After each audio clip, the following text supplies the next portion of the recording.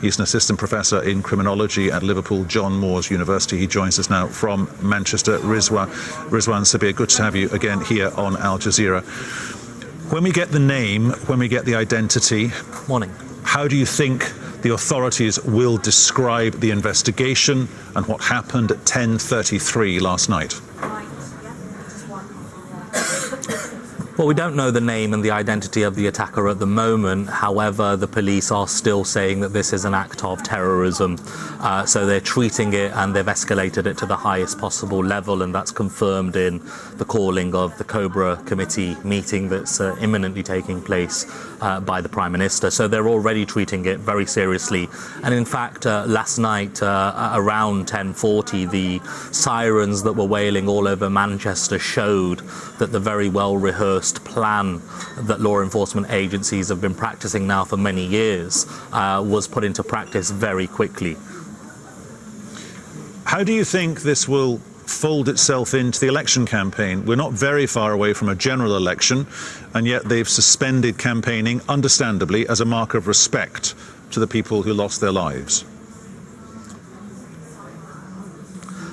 Yeah, I think the general election is something that is usually quite keen to talk about the issue of security, and it's not only just in the general election, but preceding the general election as well. We've had a lot of talk about counterterrorism and security.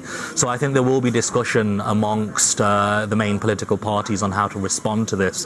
I mean, interestingly enough, some of the parties had put out statements well before the Prime Minister Theresa May had even said anything yesterday. So the Jeremy Corbyn, the leader of the Labour Party, the shadow cabinet, was the first party to put out a message, which I think again shows a desire to kind of showcase and demonstrate a commitment to openness and transparency, and hence their showcasing of condolences. But I think what is important here is to recognise that this issue, this very tragic issue, which has happened only a couple of miles down the road from where I'm sat right now, is not hijacked by the political parties and used for political purposes, because political violence and terrorism historically has always been used in such political ways. And I think it's absolutely vital that any responses, any rhetoric is proportionate and fair in order to ensure that respect is given to the victims and those caught up in this tragedy. We're waiting on Theresa May outside number 10. We think that Cobra meeting is imminently about to come to a close. How does someone like Theresa May, the Home Secretary, the intelligence services, a police force such as Greater Manchester Police, how do they keep people safe, utterly safe, at venues such as this one?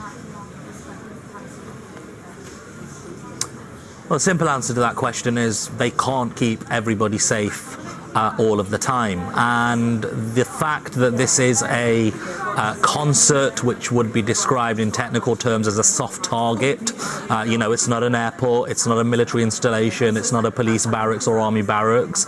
It's a concert where people, civilians, go to. You cannot fortify venues such as this and prevent an attack from taking place. I mean, one thing that is important, I think, to note is that the attack is said to have taken place in the foyer, so it wasn't in the main concert arena. So whoever was trying to penetrate the actual concert arena failed to do so, and that may be a result of the security that was already in place. But you can always try, and law enforcement and civil society and private businesses and corporations have been now for many, many years been trying to fortify and prevent attacks from physically taking place by implementing bollards and changing the landscape and making it more secure. But ultimately, these issues are political issues, and we can have a security response, and that's absolutely vital and necessary in dealing and responding to these incidents.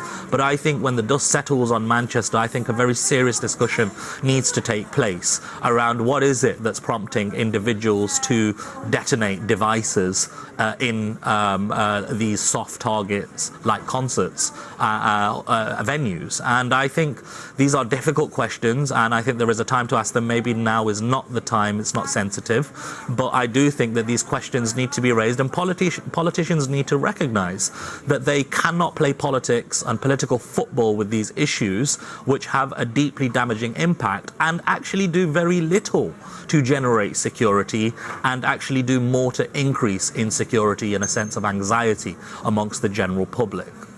Okay, Rizwan Sabia, Assistant Professor in Criminology at Liverpool John Moores, thanks very much.